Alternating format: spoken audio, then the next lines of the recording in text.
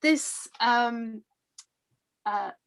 discussion is a continuation of one that started in Slovenia when Brigitte, Steinar and myself and others were at a conference run by Nada, who may be joining us. Great conference looking at design management in Slovenia. And we had a conversation that questioned why we've all been working for a long time helping businesses, big and small, to use design, and why we weren't making the progress that we expected to be able to make. And from that, Steinar and Brigitte got together and created the book, Design a Business Case. Today, we're going to try and have some discussion on the thesis that have come up from that book. Brigitte Borja de Mozota was the research director of the Design Management Institute and has written one of the most important books on design management, and that is not doing her justice in terms of all the other things that she also does and continues to do as a consultant. She's written the book with Steinar, who was an economist by training, then was involved in design-driven companies, becoming a CEO of a design company. I knew him because he ran and was head of Danish Designers, the design organization in Denmark. And he's had experience of being on the client side, on the supplier side, and also now very much involved in policy. So I'm going to hand over to Brigitte and Steinar to do a short introduction, and then we'll talk about these theses. Yeah, good afternoon, everyone. It's really lovely time to talk again about this book, because this book is not a book really, it's a conversation.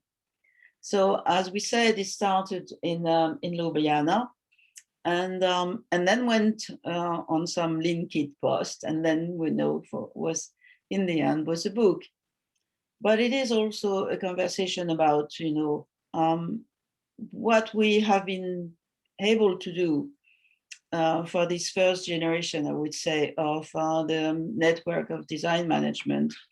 And it is also a conversation between an academic and a consultant.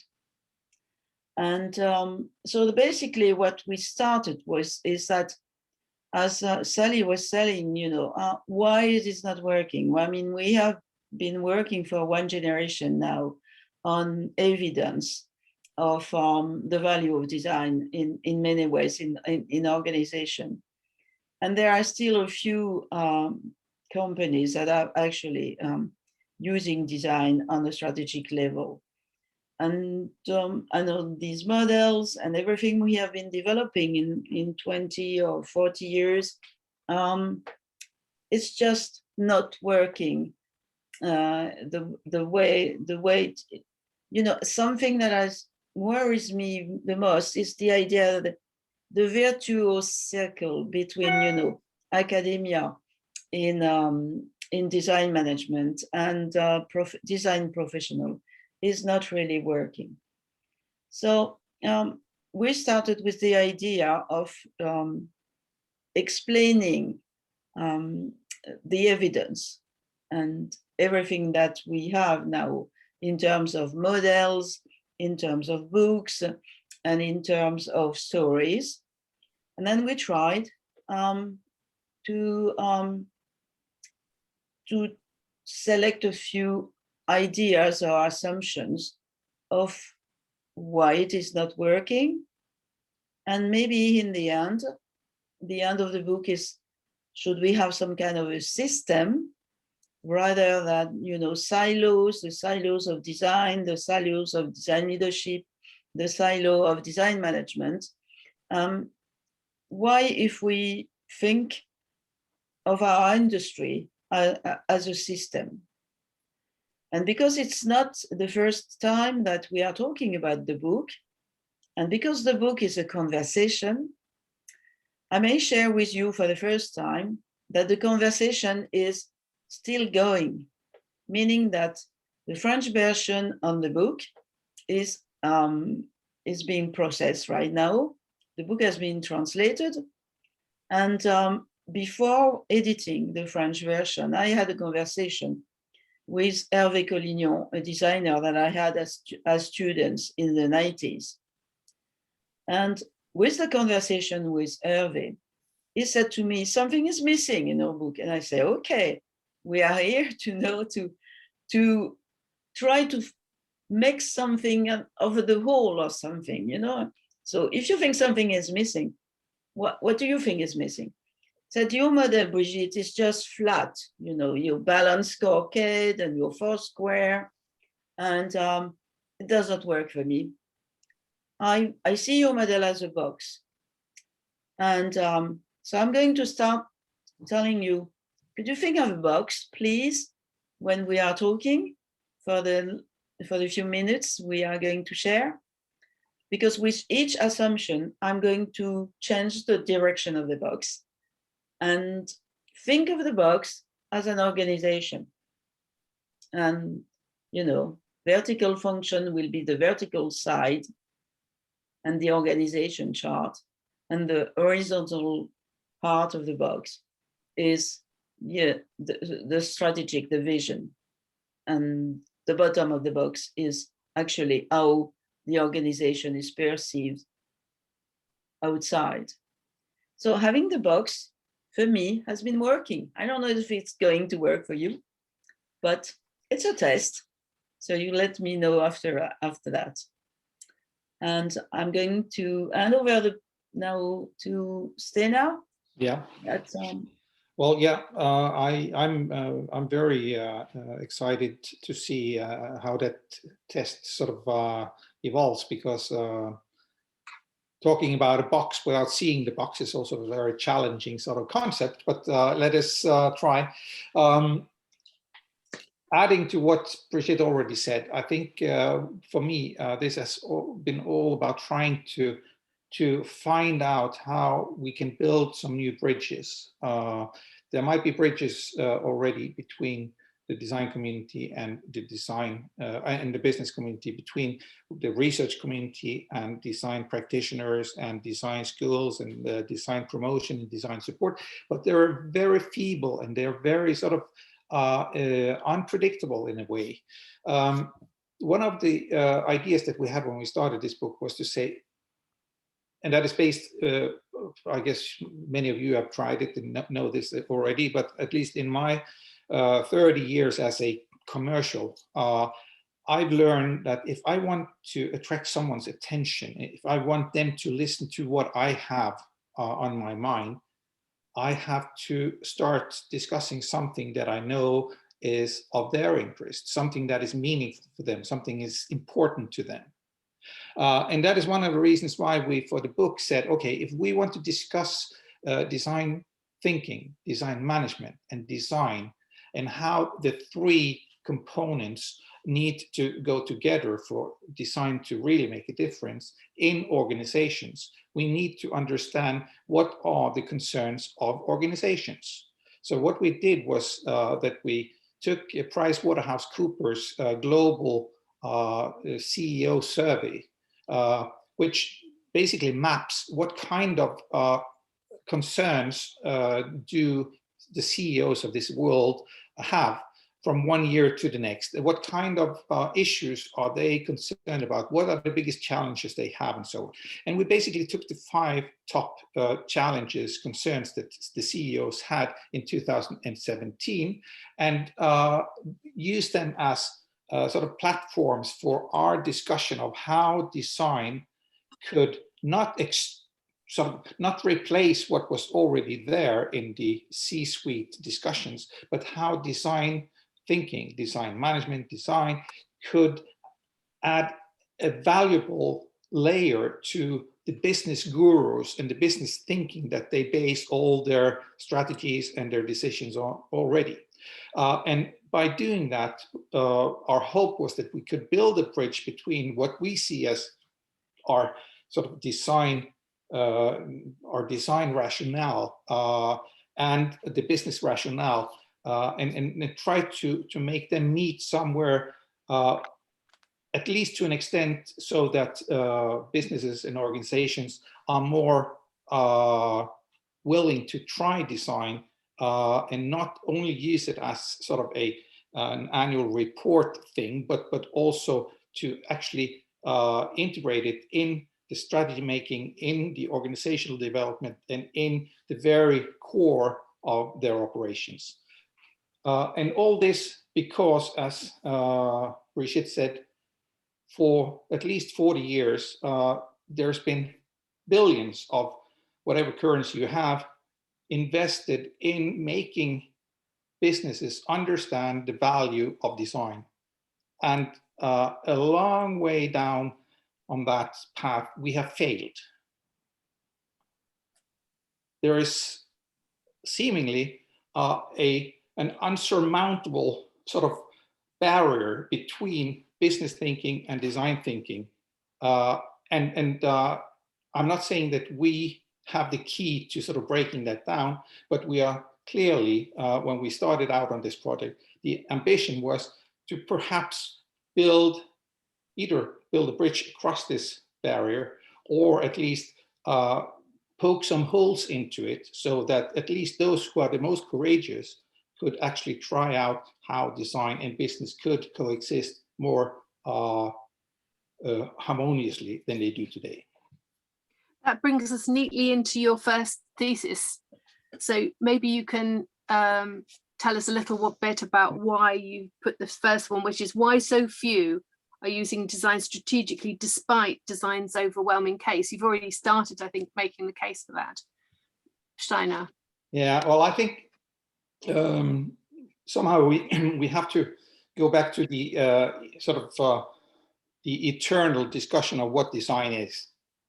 And I'm not opening that discussion here, but I think that we need to be more clear about what is it that we're promoting when we promote design. What is it that we talk about when we talk about design thinking, design management, and design? I think there is a massive confusion out there, and I think that we all have a share in taking the blame for this, myself included. First of all, the professional design community has been extremely overt at making an effort at understanding and speaking the language of businesses and KPIs. The design support and design promotion community, they have failed big scale to communicate the value of design, even though they have been given annual funds for 40 years to do so. Design education is perpetuating a backward-looking approach to what design is. And all the design community as a whole is constantly inventing new forms of design, inventing new buzzwords and lingo, and trying to sort of restage themselves. It's very much sort of a make-up community we're part of, which is sort of undermining any meaningful attempt at rooting a solid understanding in the business community of what it is that we're talking about. So I think that we really have to look into ourselves and say, could we perhaps deal with the whole issue of what design is and what design can do in a way which resonates more with the thinking in business, instead of basing it entirely on our own perception of what design is. Brigitte, do you want to add to that before we Yeah, ask so the audience? if you think of the box, you know, where is design in the box? If you think of the vertical function, first we should say it is not there. You know, I mean, you start a company and you don't think of design, and actually, you know, actually, when you are an entrepreneur, you are a designer and you are designing the organization. So something is wrong there. And the thing that I see that is wrong from this with idea is that, you know, it could be sustainable design, social design, or now digital change, for instance. You know, so as Steinar was saying, we just invent new way of saying what is design is in terms of disciplines or something, but it's still not in the box. How do you put this social design in your box? You know, if the vertical sides are the different function of the organization. So the idea of thinking of the value and how you can trust actually design, for me, is the way that you could actually be trusted. So one vertical side of the box is actually the value and the metrics and what you are actually doing as a change in the organization. And what we have, the evidence that we have given is that design is process oriented, and it is actually in process management. And it is actually putting links between the different vertical sides of the box. So it's not like, it's okay to think in some kind of philosophy or posture. I mean, most of the designers I meet now are either in the digital or in social, or, they name themselves in a certain way. But if you really think of understanding what is the value of what they do, well, it comes with this idea of coordination with the process of the organization, the tactical level of how you enter actually the organization. So understanding that design is about the output, but also understanding that design is about the process, and that in management, most managers are process people, might be a way to see it. And for me, to build the trust, because it's easy to measure that. It's easy to measure the value in terms of process and even KPI in innovation management. So to some extent, you paint a slightly bleak picture. I personally think things have progressed in the 40 years. So any other views from our audience? Any thoughts about how they address this? How do you make the case strategically in business for design? If you want to speak, unmute and remute after you've spoken. Any thoughts? Hello, Sally.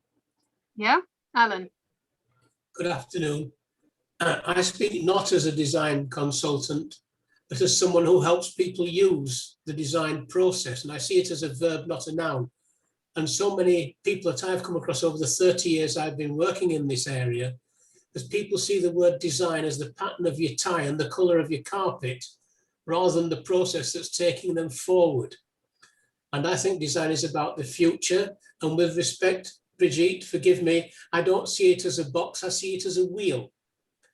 And I see the hub of the wheel as being the business notion or idea, whatever that might be. And the various spokes in the wheel are the people that you come to use either continually or intermittently as you need them to provide their knowledge, their expertise, and that could be a wide range of people. I see the rim of this wheel that holds all the spokes together as being the design process that rolls it forwards, not backwards. And then the road that it rolls along, I see as intellectual property. And so you're incorporating the people with money, the sales force, often overlooked in the design process, the accounts department, rarely consulted, and they see design as merely an expensive barrier. The MD who's looking at his profit margin and how he has to report to the board. And the people who actually do the work and production, if it is a product, or the people who actually have to carry out these duties are often brought along as an afterthought. And whereas if you treat it instead of like a relay race where the idea is passed from one person to another in sequence, you see it more like a rugby scrum, where the idea or the notion is the ball and it's in and out and everybody's handling it at some stage, but we all see the general direction of where we're going is much more inclusive and more likely to succeed. And Thank you, Alan. I'm sorry, Sally, I go on. I do apologise. That's okay. No, I've just got a limited time. Sarah, you want to say something? Yes, I think that that's me, maybe. Yeah, I'm also not a design person, but an entrepreneur who has found myself in a project that's related to design. And the thing that I found challenging at the beginning is that what they were all talking about, I recognized, but they kept telling me that I didn't know what it was. And I think that feeling of being unique and special and something that other people don't understand already is maybe an obstacle. And that maybe we're using different words but meaning exactly the same thing, and we need to listen a bit more. I did an entrepreneurship course at Babson in Boston, and the guy who taught us marketing told us that marketing was the whole organization. So everything you do and the way you do it says something about you. And for me, that captures what I think design is, which is all the bits have to fit together to push towards the same destination or the same, and if they're not fitting together, then it's a bit broken and it doesn't work. Okay. This is a real communication issue. Philip. Afternoon, everyone, and thanks to Steinar and Brigitte for their words. I mean, I think it's a really interesting thought that you know, so much money has been spent on trying to get the message across to businesses, but somehow businesses haven't quite got it. And I think, you know, the proof is there. And I think what's quite interesting is to slightly contrast the UK and Denmark, where I've had the privilege to work in both countries. And I think in Denmark, everybody gets it. And so almost by default, people understand where it is, and businesses understand the importance of design. I think we have to unfortunately work doubly hard in the UK because we don't have that innate understanding of the value in design and what it can add to a business. And maybe that's why we have to spend so much more money in trying to get that message across. But you know, how effective that is, I'm really not quite sure.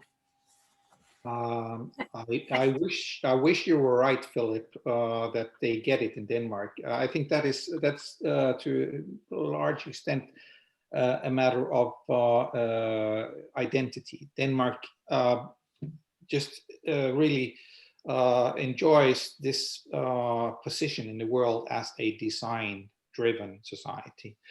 And clearly we have a lot of design successes to show for.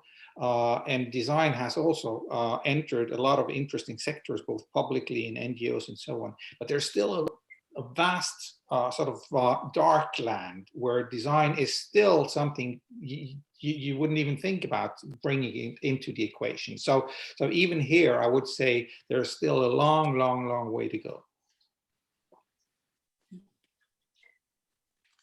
Thank you. Just to be clear, we'll make the recording available for the few people who have to leave or go or struggling with it. So let's take us on. We've got quite a short time to get through this discussion. So moving further on, Steinar, your next thesis was why business and design don't seem to go well together. And actually, I think we've started talking about that, the difficulty of putting design and business. Steinar. Well, first of all, I think that there is no sort of God-given reason for why design and business should be each other's adversaries, because at some point, and in many ways, they have the same end goal and objective to improve on what is there, to make something fantastic. But there is this sort of lack of sync between the ways that the two communities think and talk about their goals and their ambitions and their aspirations. In general, the design community has been very careful about talking about profitability. That has been sort of almost against their artistic nerve. There's no doubt that the design community is very idealistic in many ways, because most designers, at least that's my theory, they become designers out of indignation. They think that there must be ways of doing this better. So they become designers to do it better. Motivation for becoming a business person is clearly much more monetary and much more sort of measurable in many ways. So there's a sort of disconnect between the ways that we think and talk about our goals, while the goals themselves could very easily match if we just came to a setting where we could actually speak about this in a way and in a language that both parties understand. And we actually do see a sort of a growing convergence between some of the objectives and values of design with some of the objectives and values of business community. That is very much part of the whole movement now about meeting the Sustainable Development Goals and the Global Compact, and being responsible and showing that we care and all that. And I think it's interesting. I just wrote an article for Cambridge Scholars Publishing, where I reflect on the emergent convergence between design activism and brand design. And the conclusion of that is basically that if you really want to make a difference as a design activist today, you have to become a brand designer in one of the companies that really want to boast themselves as being responsible. So I think there are differences and barriers, but very much on form and on sort of roots of communication, and not so much on the substance of it all. Brigitte, do you want to add to that?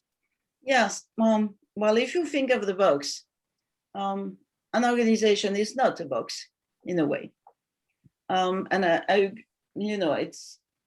it's just silos, and the box is not yet.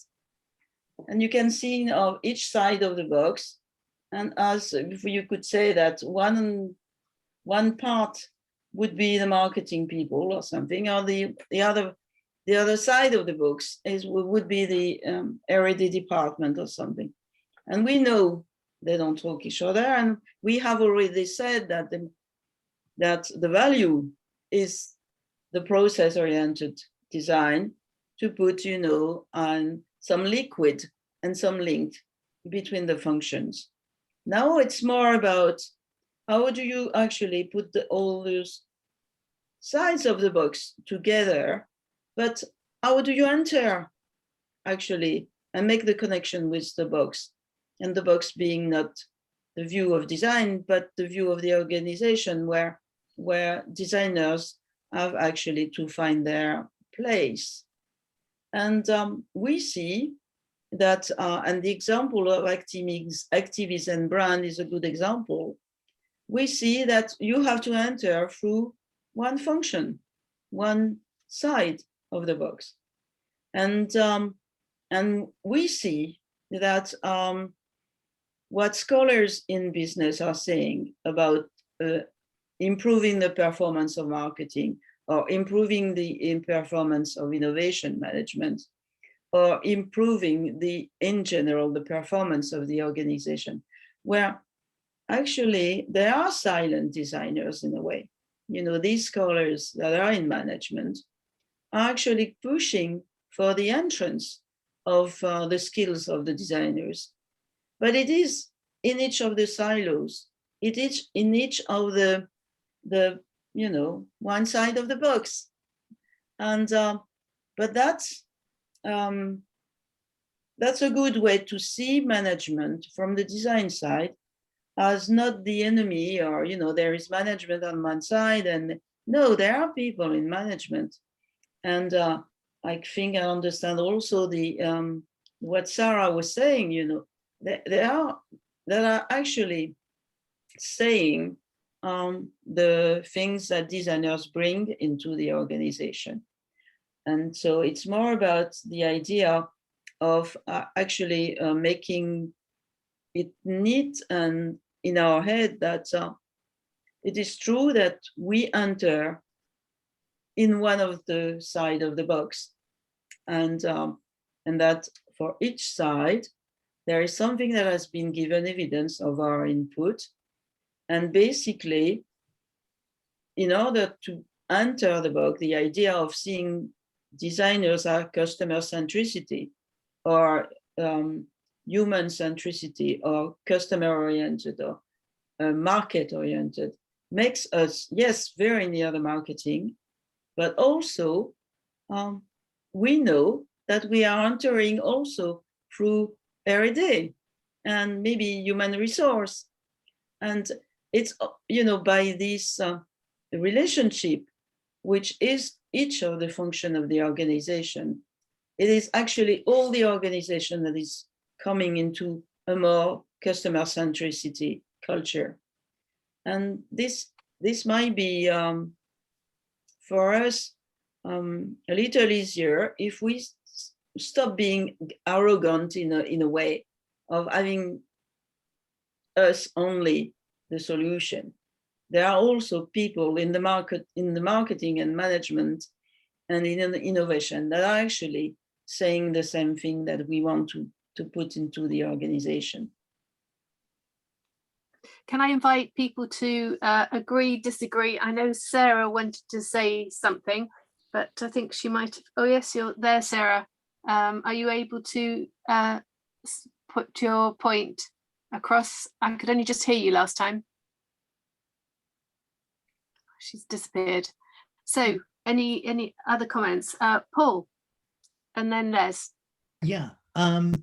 Thank you, Sally. No, I just think it's really interesting. It just reminds me a little bit. I mean, first of all, I'm completely passionate about design management and design thinking and everything. But I did my my master's to theology, and it does remind me a little bit of kind of that theological discussions, where everybody is talking a particular kind of language and everybody understands their own language. But in fact, in terms of actually how this relates to real things, and Brigitte, I thought it was really interesting that the fact that you said there's a kind of arrogance. I think there is a bit of an arrogance. There's a kind of professionalism about design management, which we have to dispel, and we have to understand actually how we can be much more kind of agnostic and recognize that design management is a process, and then there are many other processes, and just bearing in mind what the end game is, and keeping that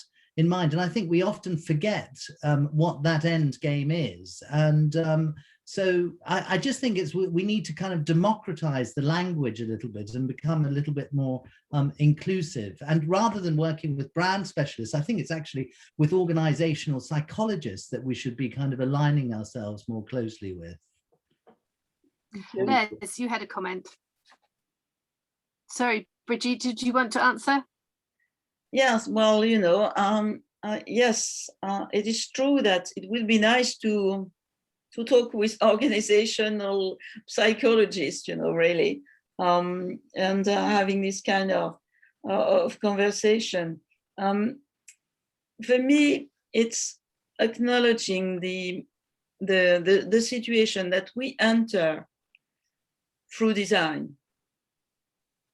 Just saying, that it's I have my model, and it's coming from this European research. And we have the 21 variables, and we have all that stuff, okay. But what we do actually see in company is that we enter not with design management, we enter with design. And so it's very artifact and output oriented. And that's okay, as long as we understand that between that, there is this value driven towards the market, towards more centricity, towards more, human centricity. And in the middle of that, you are building actually some need to go into more design management and process-oriented design. So the design ladder is one of the models that comes from Denmark. And that's a good way to see that. But it is true, actually, that the path is like that in many ways. I don't know, you know, it's we could talk from, but I'm just trying to make my point here is that we start with the academic evidence here. We have the models, and we know now that these models exist. So, but maybe we have to design the path. Let's hear from Les, who's in a large organization, and then from Sarah as well. So Les, do you want to say something? Yeah, it was something Steinar mentioned resonated to one of the cores of what I've come across is that designers and business people, let's call them, people who are there motivated by something, they have such different motivations for why they're trying to do it. The bottom line really is business doesn't care, right? It has one motive: to make money. You can start with small evangelical companies who have a desire, you know, social improvement, they care about the environment, all that. But when they get to a certain point, they become, we've got to turn it into a money-making machine. Other people take over, and their motivation then is make money at the lowest possible risk. At that point, designers, from their motivation, where they care, generally that's the psychology, I think, of designers. They care, they're inventors, they're creative, and creativity is seen as unpredictable. Unpredictability is risky. And so as companies get bigger, the pressure comes down on don't do that kind of thing. It's risky. We want to turn the handle, put this much money, get it out. And so it's that motivation's different. Businesses, we've got to accept businesses don't care. They're risk avoidance. So then we look at design management and we say, how big a desire is there in the design management community to have a distinct identity as a design manager? Now there is one, and it's to do with managing the stakeholders. Some who, let's say, care about one thing, and another stakeholder, the business person, you know, when I'm doing business cases, the first thing we present is profit and loss. Most of the places I've worked, you get to the point where they go, don't care about your bit, Les, and your team's bit, and the organization that you run, because we trust you. You're a designer, but is the profit and loss worth it? And so the design management role is, everyone says bridging the gap, but it's any project manager is taught how to manage competing and conflicting stakeholder values, desires, requirements. And so it's normal project management has a lot of the skills to do that for it. But we have to think, do we want to be a distinct identity as design management? Particularly when I work for Ocado. If I say I'm a design manager in Ocado, it is absolutely ingrained with CDM, construction design management. Most people who go and say, I want a job in design management, they'll look up jobs in design management. Oh, that looks really, oh, it's construction design management. Oh, it's construction design management. They've almost captured a lot of that. The top jobs that you look for in design, that's what it comes up. And I work now, my group, which is, I had to call it something different, it's design evolution. I called up my design managers business project managers. And so the word design is kind of next level down, design evolution. How do we use design to evolve the company? And it's treating warehouses as a product and saying the user, we're selling to clients, the end user isn't the person necessarily using it, it's the stakeholders as you go through the process. And I think, Steinar, you mentioned that as well, that there are different users at different stages of any project. And a good design manager realizes that they're facing that user today and that user tomorrow as it goes through. So, and the design manager, in a sense, because they've grown, in a sense, caring about the design side, my design managers, who are not called design managers, I tell them their job is to give people what they need. And sometimes you have to disguise it as what they want. And that is quite arrogant. that you know, in a sense. But okay, designers, we weren't arrogant and egotistical, we probably wouldn't stay in design. So I'm happy with that. So rambled a bit there. Sorry, Sally. Don't worry. It just reminded me one of the first presentations I did at the design camp a very long time ago was shh, don't mention design. So Yeah. Sarah, do you want to say something from the other side of business? Yeah, I think I just want to flag that there's a lot of assumptions being made. And what I found quite interesting in engaging officially with design the last few months in the project I'm in is that I keep getting told I need to be user orientated. But I'm finding that design people that I'm working with are not user orientated. They keep telling me that I'm saying something and that I don't understand. And so something that I wanted to share was just that this maybe a simple way to think about it is design something you do to people, or is design something people do for themselves? So are we going out to do it to them, or are we going out to enable them to do it themselves? Because if the point is to embed design into everything, then yes, Les, design shouldn't be mentioned, because it's just natural and it's just what you do, and you don't need the word because it's what everybody does. So I think that businesses are collections of people. We are all people. We value things beyond money, and actually I think that every engagement that I do is start with why. Right. So I would will tell you agree with you. People say sorry, I would profit and loss, but actually the skill is to get them to go back and get to the root of the emotion of why they're there. And a well-designed company is a joy to work for, and so why wouldn't you want to do it?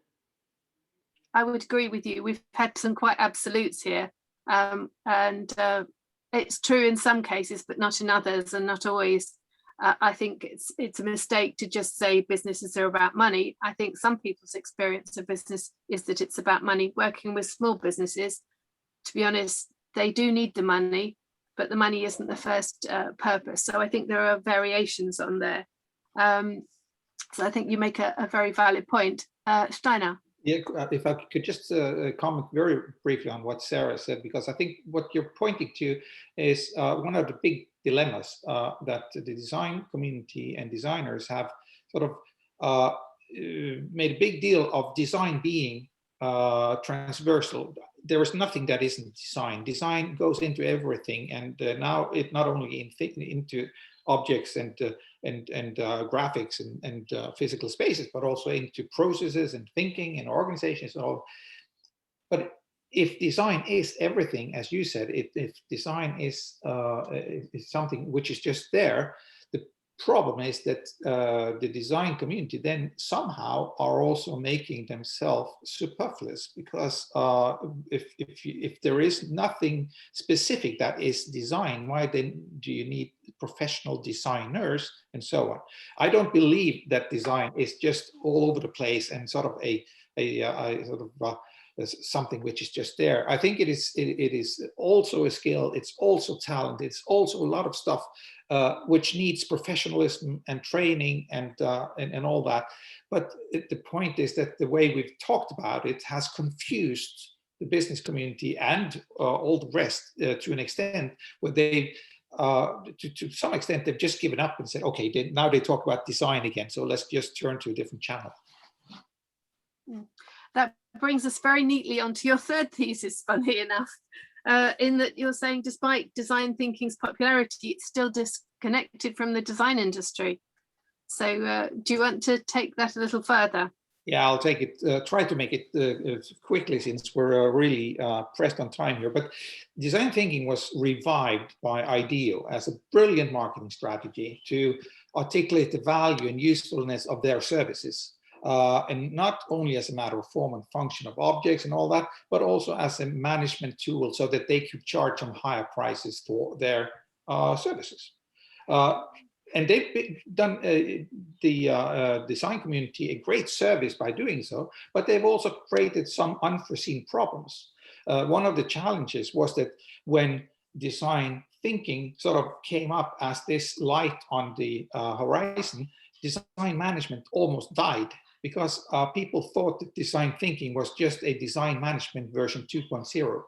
It's two very different concepts, but they've been sort of mixed up constantly. And the problem is, as I see it, that design thinking has very little to do with how most designers think and work. And as Sarah says, very few designers actually involve users in the processes. I mean, yeah, theoretically, it's a good thing to do, but most designers don't. So it's very much a theoretical concept, and very few designers have changed their way of talking about that design to match that new understanding of design that design thinking created. And finally, I think what we're seeing now is the sort of the ultimate paradox, that those who are really benefiting from design thinking and this new understanding of design, they are the KPMGs and Price Waterhouses and McKinseys of the world, because they have integrated design thinking and some of the language of some of the magic of design into their traditional services, and built design departments or acquired design companies, so that they're sort of on par with what is hot out there. But the design industry, they haven't got anything out of it. And I think that is also quite interesting sort of a part of the journey, that the design industry has, I'm not saying that they have lost because of design thinking, but design thinking has made it even more difficult and complicated to maneuver in the design landscape for designers. Brigitte, do you want to make a brief comment on that before I ask for some comments? Well, there is, some evidence of that, of what Steinar is saying. And in the middle, there is a lack of design leadership. And this lack of design leadership, in a way, is the connection of the organization with the outside world. A lot of the design community are actually, some could call them, design activists, but a lot of the design community is also design thinkers, and they reflect about the future of the world. And suddenly we are, going and saying a discourse about design being a method and workshop and prototype and iterative, then suddenly it is only the process. So again, the idea in the book is, could we please say that we need all of them? We need design management, and we need design leadership. And design leadership is the idea, again, if you think of the organization as the box, there is something coming from the environment that is actually changing the organization from forces that goes and comes from outside. And again, we try in this conversation and in the book not to say something about our opinions, but to just look at the facts and how the facts don't relate really with the results of the models and the academic research that is done, And something that we think might help is go a little bit more to make the link and the bridge between academic research and practice, and have this nice conversation we have today about academics and professional all the time. It's not happening so often. In all these years, I have people all over the world that say, your book, your reference book has been changing my life. And I say, okay, well, this is very interesting, but I just do my job, in a way. And my job is about finding models about what you do. And why is it that we don't have this virtue conversation going on? And maybe I stop. I'm going to take a brief comment from Sarah before I get to the fourth thesis very quickly. So, Sarah. Yeah, but maybe potentially this is where the design community could learn from business. So business don't go out to market with, here are the facts about our service and product, because it doesn't work. It's not how humans react. We're emotional, and even when we think we're rational, we're emotional. Maybe I had something, Sarah. Maybe some kind of theory might help you, because we talk in the book of Mary Kay Follett, that give another idea of the power in organization, which is the power with people. And I believe, design leadership being close to this idea of the theory of Mary Kay Follett about leadership. Because, and there was this article by Ula that it's called Dancing with Hierarchies. And I really like, the idea of this leadership with people. And these people can be the final user, or or it can be the employee, or it can be the CEO.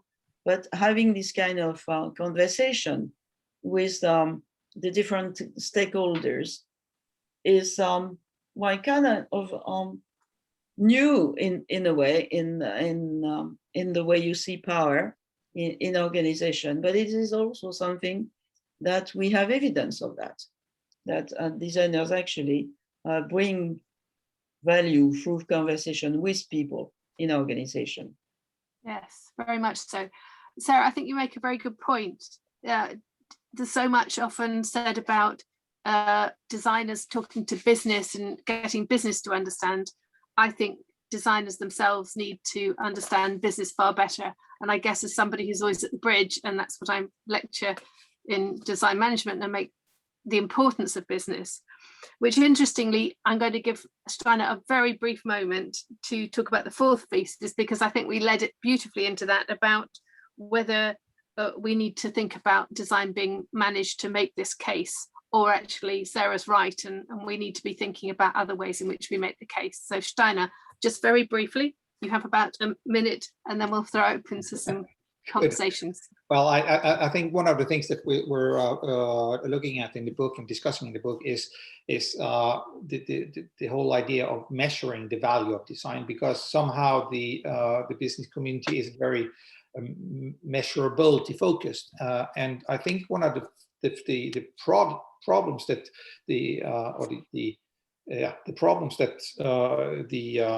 the design community has imposed on themselves is that they have tried to measure design performance on the metrics of business performance. And I think that is both difficult and also dangerous, because you are then sort of devaluating the identity of design as a value in itself. So I think one of the challenges that we have is to develop a more robust metric for how to value design quality and design outcome. So that's the one thing. And the other thing is that I don't think that the design community are very eager bridge builders themselves. They are very often building walls instead of bridges. And I think that it's very much up to the design community. And I'm saying that this as being part of it, because I'm involved in all kinds of design, sort of both professional and promotional stuff. But it's very much up to ourselves to pick up the bricks and mortar and start building some bridges instead of building walls, because we have really made it difficult for ourselves. Do you want to add to that? I just want to add, I've been working recently on designer skills.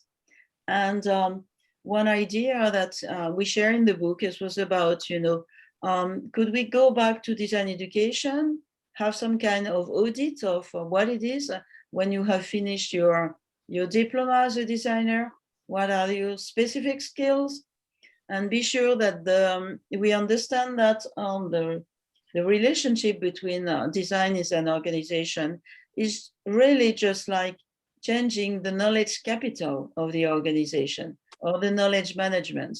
So you come from state 1 to state 2 in terms of knowledge in the organization, and the difference between the two is the designer's skills.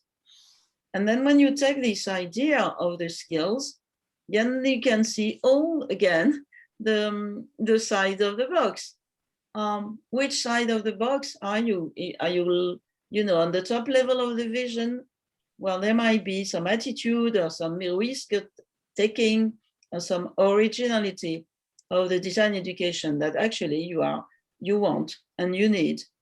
But if you are, you know, rather on the tactical side of the organization, when you might be interested in the fact that actually a designer can be able to talk with the R&D and the marketing people together, and that's these managerial skills in a way that you are interested.